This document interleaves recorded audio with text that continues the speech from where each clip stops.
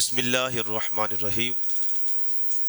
آپ نے جماعتی صاحب بہت ہی خوبصورت سوال کیا ہے، اور میرے اس وقت جو میرے ساتھ ماشاءاللہ ملک پاکستان کے عظیم علماء اور ماشاءاللہ شاکان تشریف فرما ہیں، تو اللہ رب العزت نے قرآن مجید فرقان حمید میں ارشاد فرمایا استغفر اللہ و اتوب الیہ، فرمایا کہ میں اللہ سے بخشش مانگتا ہوں اور اسی اللہ سے توبہ کرتا ہوں۔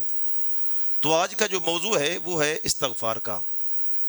تو استغفار یہ اتنا اعلیٰ عمل ہے، حضور نبی پاک صاحب الاولاق صلی اللہ علیہ وآلہ وسلم کا فرمان ہے کہ جو بندہ چاہتا ہے کہ میری روزی میں برکت آ جائے وہ کثرت سے استغفار کیا کرے۔ سبحان اللہ سبحان اللہ۔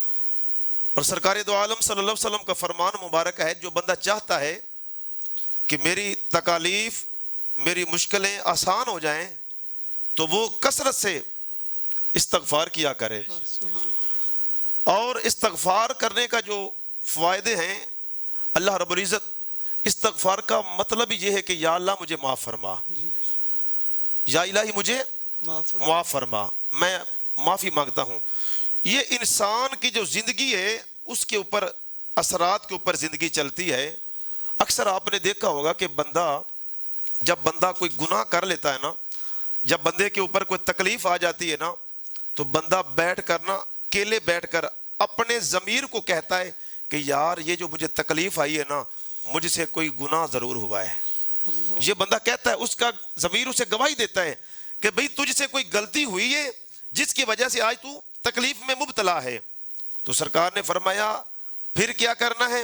پھر استغفار کیا کر، سبحان اللہ، استغفار کیا کر، اللہ رب العزت وہ تیری تکالیف کو ختم فرما دے گا۔ حضرت فضائل بن عیاض رحمت اللہ علیہ، کون فضائل بن عیاض؟ یہ ایک اپنے وقت کے ڈاکو تھے، چور تھے۔ تو ایک دن بازار سے گزرے، گلی سے گزرے، تو رستے میں چھوٹے چھوٹے بچے کھیل رہے ہیں۔ تو حضرت فضائل بن عیاض جب گزرنے لگے تو ایک چھوٹا سا بچہ بول کر کہتا ہے کہ بچوں پیچھے ہٹ جاؤ، یہ وقت کا ڈاکو آ رہا ہے، وقت کا چور آ رہا ہے، بدماش آ رہا ہے، کہیں اس کا سایہ ہمارے اوپر نہ پڑ جائے اور ہم بھی نہ کہیں چور بن جائیں۔ اللہ اکبر، ہم بھی نہ چور بن جائیں۔ اب یہ بچے نے بات کی تو حضرت فضائل بن عیاض کے دل پہ چوٹ لگی، دل پہ دستک ہوئی کہ یہ بچے نے کیا کہا ہے۔ اب رات ہوئی تو پھر وہی معمول زندگی کا، چوری کرنے کے لیے گئے، ڈاکہ ڈالنے کے لیے گئے۔ تو جس گھر ڈاکہ ڈالنے کے لیے گئے تو وہ دیوار کی چھلانگ پھیلانے لگے، تو آگے سے وہ جو گھر والا تھا وہ قرآن پاک کی تلاوت کر رہا ہے، سبحان اللہ سبحان اللہ، اور وہ پڑھ کیا رہا ہے یا ایھا الانسان ما غرک بربک الکریم۔ جب اس نے یہ سنا اللہ کا کلام تو غشی کھا کر زمین پہ گر گیا، اور جب زمین پہ گرا ہوش آیا تو پھر اس نے سچے دل سے توبہ کی، اور سچے دل سے توبہ کی۔ اب کیا معمول بنایا؟ جدھر بھی جاتا ہے، جدھر بھی چلتا ہے، استغفار استغفار استغفار، سبحان اللہ سبحان اللہ، ہر وقت اللہ سے معافی مانگتا ہے کہ یا الہی میں تو بڑا گنہگار تھا، میں تو بڑا سیاکار تھا، میں نے کتنے گھروں کو لوٹا ہے، میں نے کتنے ماؤں کو بچوں کو میں نے تکلیفیں دی ہیں، مالک مجھے معاف فرما۔ ہر وقت ایک دن آپ اپنی سواری پہ سوار ہونے لگے نا، تو وہ جو سواری تھی نا حضرت فضائل بن عیاض رحمت اللہ علیہ کی، اس نے اچھلنا شروع کر دیا، کودنا شروع کر دیا۔ جب سواری نے اچھلنا شروع کر دیا، کودنا شروع کر دیا نا، تو حضرت فضائل بن عیاض نے سواری کو وہیں پہ باندھا اور باندھ کر گئے اور نوافل ادا کرنے شروع کر دیے، اور نفل پڑھ کر تو استغفار کا ذکر شروع کر دیا، سبحان اللہ سبحان اللہ، بہت خوب، استغفار کا ورد شروع کر دیا۔ اب جو ساتھ تھے نا حضرت فضائل بن عیاض رحمۃ اللہ علیہ کے ساتھ، انہوں نے کہا فضائل یہ کیا کر رہا ہے؟ چاہیے تو یہ تھا نا، یہ سواری ہے تیری، تو اس کے اوپر سوار ہونے لگا ہے، اس نے اچھلا ہے، کودلا ہے، یہ جانور ہے، اس کا کام ہے، تو اسے دو ڈنڈے مار اور اس کے اوپر سوار ہو جا۔ تو حضرت فضائل بن عیاض نے جو بات کہی، آج یہ خوشبوئے رمضان کے ٹرانسمیشن سے میں آپ کو یہ پیغام دے رہا ہوں، میں دعوت فکر دے رہا ہوں، یہ ماہ رمضان المبارک کی یہ بابرکت لمحات، یہ وہ لمحات جو رحمتیں برکتیں اللہ رب العزت کا خاص کرم لے کر آئی ہیں۔ تو فضائل بن عیاض نے کیا کہا؟ خدا کی قسم یہ بات اگر آج ہمارے دامنوں میں ہمارے دل پہ اگر بیٹھ جائے تو خدا کی قسم خدا بھی راضی ہوگا، سونا مصطفیٰ بھی راضی ہوگا۔ تو اس نے کیا کہا کہا کہ فضائل یہ تیری سواری ہے، تو سوار ہو اس کے اوپر، اس کا تو کام ہے اچھلنا کودنا ہے۔ حضرت فضائل بن عیاض نے پتہ کیا کہا؟ وہ کہتے ہیں نہیں، مجھے لگتا ہے کہ کہیں مجھ سے غلطی ہو گئی، اللہ اکبر، اللہ اکبر، کبیر۔ کہیں مجھ سے غلطی ہو گئی۔ جو استغفار کرنے والا شخص ہے، اللہ فرماتا ہے میں تو دنیا اس کے تابع کر دیتا ہوں، واہ، سبحان اللہ، میں تو ہر چیز اس کے تابع کر دیتا ہوں، ہر چیز کے دل میں اس کی محبت ڈال دیتا ہوں، کیونکہ جو استغفار کرنے والا ہے وہ جب ہر لمحہ یہی بندہ کہتا ہے کہ یا اللہ مجھے بخش دے، یا اللہ مجھے معاف فرما، یا اللہ میں توبہ کرتا ہوں، تو میرا خیال ہے کہ وہ کبھی بھی گناہ نہیں کرے گا، وہ کبھی کسی کی بیٹی کی طرف نظر اٹھا کر نہیں دیکھے گا، وہ کبھی چغلی نہیں کرے گا، وہ کبھی جھوٹ نہیں بولے گا، وہ ایسا عمل نہیں کرے گا، کیونکہ وہ تو ہر لمحہ اللہ کی یاد میں ہے، یہی کہہ رہا ہے کہ مالک مجھے معاف فرما، مالک مجھے معاف فرما۔ اور اب حضرت فضائل بن عیاض نے کہا نہیں، یہ سواری اللہ کا فرمان ہے، آپ کو یہ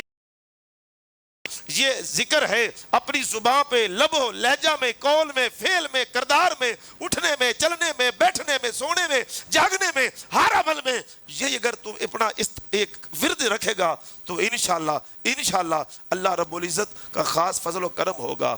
اور اگر اجازت ہو تو ایک بات اور کرتا چلو۔ جی تو یہ استغفار کا موضوع ہے، اور یقیناً خدا کی قسم تکلیف ہوتی ہے دل کو، جو جیسے معاملات حالات ہیں، اللہ رب العزت کرم فرمائے۔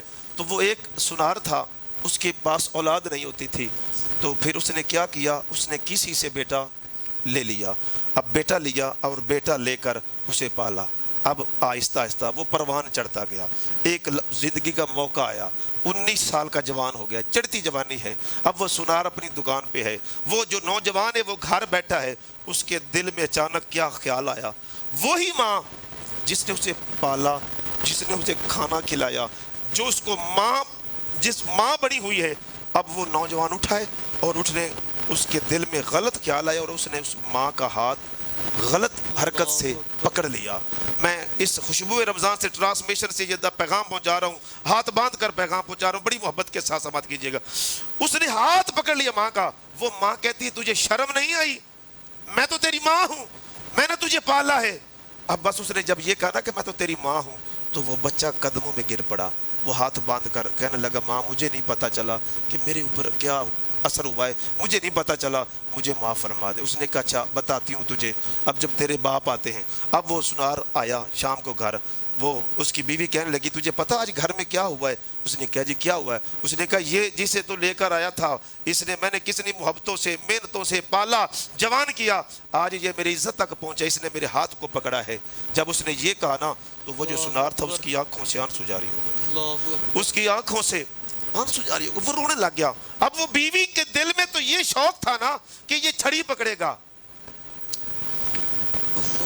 یہ لاٹھی پکڑے گا اور اس کے اوپر چارج کرے گا، مگر ہوا کیا؟ یہ ہو نہیں رہا۔